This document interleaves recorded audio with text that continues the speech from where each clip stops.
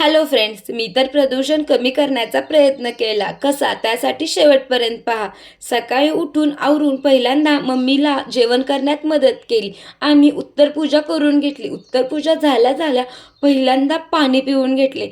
खूप छान वाटले बरं का. मग जेवण करून घेतले आणि आज आई आली होती. मग तिच्यासोबत थोड्या गप्पा मारल्या आणि पूजा काढायला घेतली. दरवर्षी विहिरीत नाही तर वाहत्या पाण्यात मूर्ती आणि फुरवला विसर्जित करते मी. पण यावर्षी विचार केला तसं न करता घरीच सर्व विसर्जित करावं.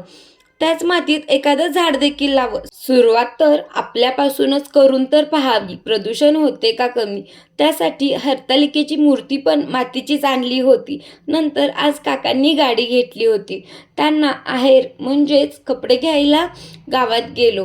काकांना छानपैकी कपडे, पेढे, काकींना साडी, सर्व साहित्य घेऊन काकांच्या घरी गेलो आणि सर्वांनी गाडीचे पूजन करून घेतले. पेढे खाऊन आहेर दिला आणि त्यांच्या बाप्पाचे दर्शन घेतले. खूप छान डेकोरेशन केले होते काकांनी. नंतर घरी येऊन आमचा गणोबा बसवला.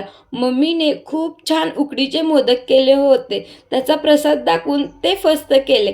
मग तुमच्या घरी बसवलाय की नाही गणपती? उद्या गुरुवार म्हणजे स्वामींचा वार. चला पाहू उद्याच्याला काय काय होते ते. Stay tune, take care, bye.